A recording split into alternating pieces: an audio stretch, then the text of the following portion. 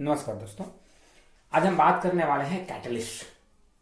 Catalyst के बारे में सबसे पहले 1835 में बर्जीलियस ने बताया था कि ऐसा कोई ऑब्जेक्ट जो केमिकल रिएक्शन में डायरेक्टली पार्टिसिपेट नहीं करता है लेकिन उसका लिटिल बिट अमाउंट जो प्रेजेंट होने से रिएक्शन को डोमिनेट कर सकता है, ठीक है, उसके रेट ऑफ रिएक्शन को बढ़ा सकता है या घटा सकता है, उस ऑब्जेक्ट को उन्होंने सबसे पहले बार कैटलिस्ट कहा था।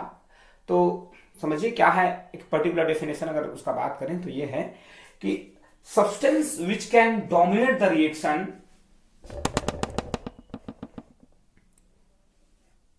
ठीक है by adding very small amount in any chemical reaction is known as catalyst।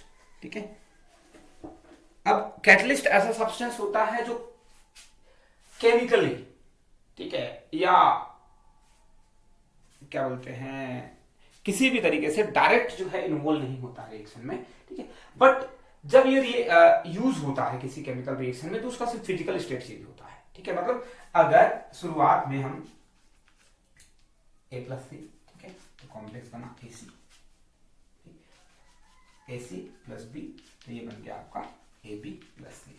ठीक है, इस तरीके से ऐसा रिएक्शन जिसमें ये रिएक्शन शुरू होने पे इन्वॉल्व होता है और खत्म होने पे बाहर निकल जाता है, मतलब जिसको कहा जा सकता है कि वो यूज नहीं होता है।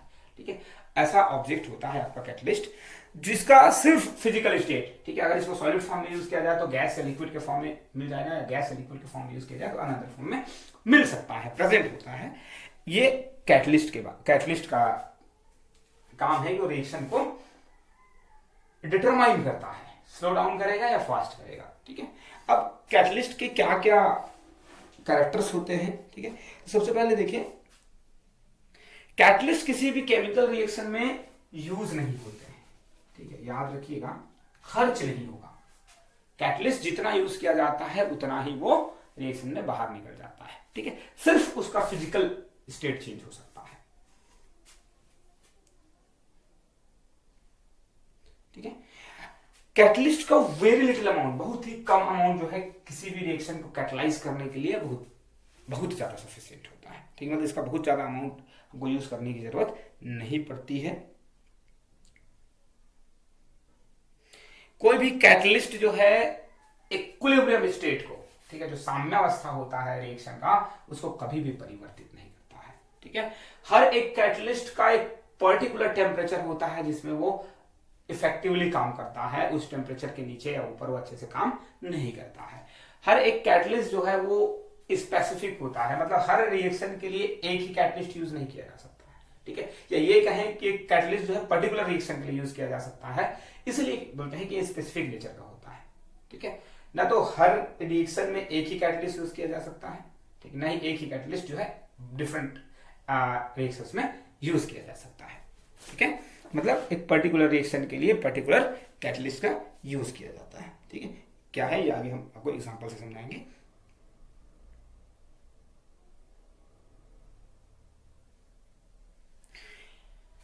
कैटलिस्ट यूज करने से कभी भी जो प्रोडक्ट है ना तो उसकी क्वालिटी और ना ही क्वांटिटी, दोनों में फर्क नहीं आता है। ठीक है, एक सिंपल सा रिएक्शन है जिसमें कैटलिस्ट यूज नहीं किया जाता है तो जो प्रोडक्ट बनता है कैटलिस्ट यूज करने के बाद भी प्रोडक्ट वही बनेगा, जितना अमाउंट पहले बनता था उतना अमाउंट ही बाद में भी बनेगा, बट ये सिर्फ रेट ऑफ रिएक्शन को डिटरमाइन करता है, होने वाली जो रिएक्शन है उसके टाइमिंग को बढ़ाता है या घटाता है। ठीक है, अमाउंट ऑफ प्रोडक्ट पे ये बिल्कुल भी इफेक्ट नहीं डालता है। किसी भी कैटलिस्ट को काम करने के लिए दो चीजों की जरूरत पड़ती है, एक आपका कैटलिस्ट पॉइजन कहलाता है और दूसरा जो है कैटलिस्ट बूस्टर। ठीक है, कैटलिस्ट बूस्टर जो है कैटलिस्ट की एक्टिविटी को, उसके फंक्शंस को इनहेंस करता है, बढ़ाता है, जबकि कैटलिस्ट पॉइजन जो है इसकी एक्टिविटी को घटा देता है।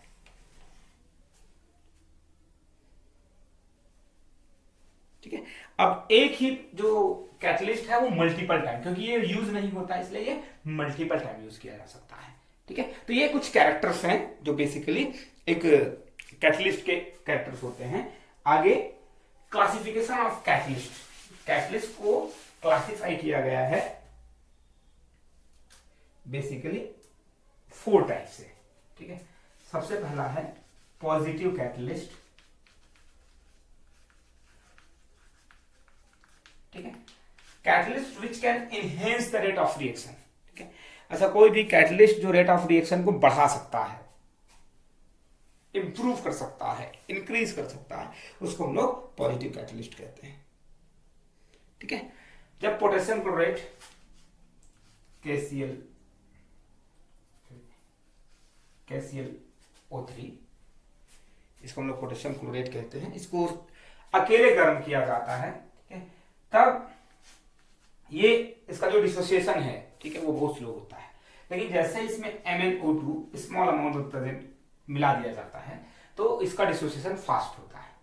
ठीक है, तो जो MnO2 है यहाँ कैटलिस्ट के जैसा बिहेव करता है।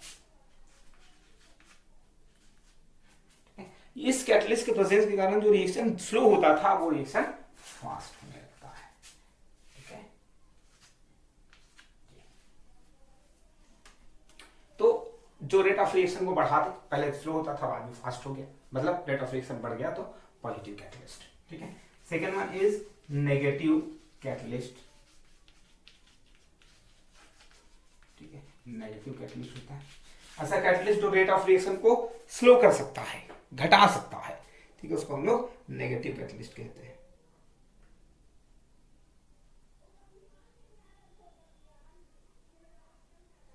ठीक है, क्लोरोफॉर्म का फाजिन में कन्वर्जन हो जाता है। ठीक है, क्लोरोफॉर्म जो है लाइट के प्रेजेंस में या वाटर जो है अनसील्ड हो जाने के कारण, ठीक है, वो बहुत जल्द एक कलरफुल, एक जो क्या बोलते हैं पर्पल कलर या एक ब्राउन कलर के सॉल्यूशन में कन्वर्ट हो जाता है, जिसको हम लोग फाजिन कहते हैं। ठीक है, तो ऐसा होने से बचाने के लिए क्या किया जाता है, उसमें अल्कोहल मिला दिया जाता है। ठीक है, 2-3% जो है अल्कोहल जब क्लोरोफॉर्म में मिला दिया जाता है तो उसका फाजिन में कन्वर्जन जो है स्लो हो जाता है, मतलब रेट ऑफ रिएक्शन जो है डिक्रीज हो जाता है। इस टाइप के रिएक्शंस को हम लोग, इस टाइप के कैटलिस्ट को हम लोग नेगेटिव कैटलिस्ट कहते हैं। ठीक है, ध्यान से सुनिए क्या है, CaCl3 क्लोरोफॉर्म है। ठीक है, इसका ऑक्सीडेशन होता है, तब क्या बनता है फाजिन। फाजिन का केमिकल फॉर्मूला है COCl2, इसको हम लोग फाजिन कहते हैं। ठीक है, और साथ में बनता है आपका HCl।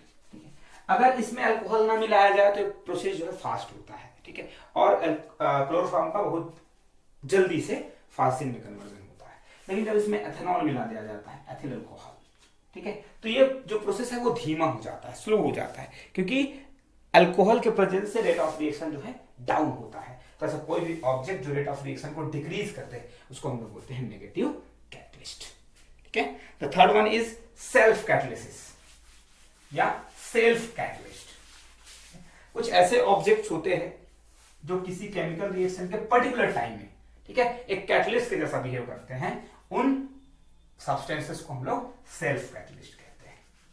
सेल्फ कैटलिस्ट, ठीक है, ऐसा ऑब्जेक्ट जो रिएक्शन को खुद डिटरमाइन कर सकता है, ठीक है, या खुद जो है डोमिनेट कर सकता है, उन ऑब्जेक्ट्स को हम लोग सेल्फ कैटलिस्ट कहते हैं।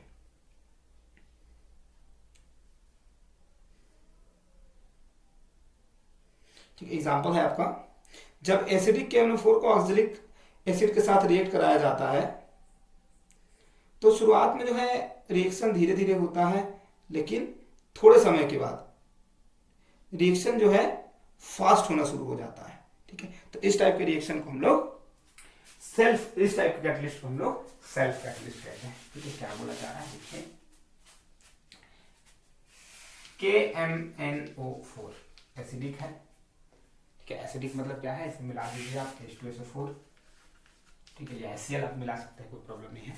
ठीक है, उसको आपको रिएक्ट कराना है ऑक्जेलिक एसिड के साथ, COOH और COOH, इसको ऑक्जेलिक एसिड कहते हैं।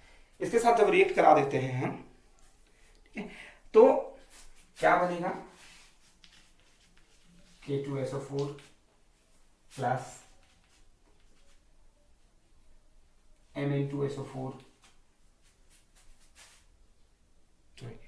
MnSO4 प्लस ऑक्जेलिक एसिड है, तो कार्बन डाइऑक्साइड बनना कंपलसरी है।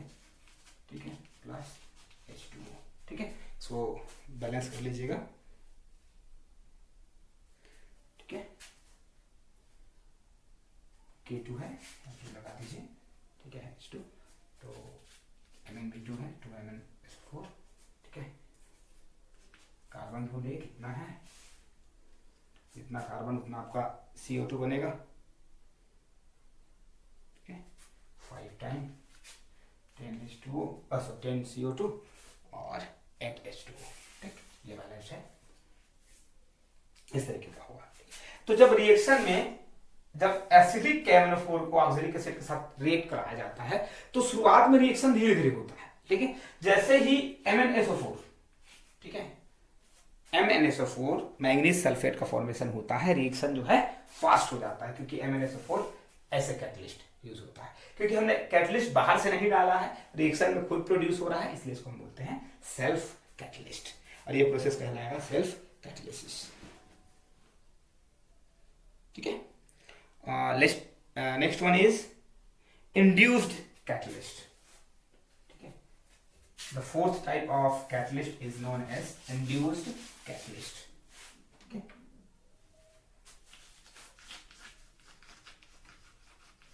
इंड्यूस्ड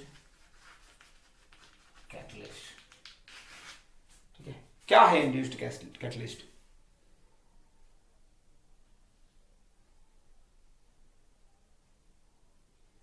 ठीक है, जब कोई एक ऑब्जेक्ट जो है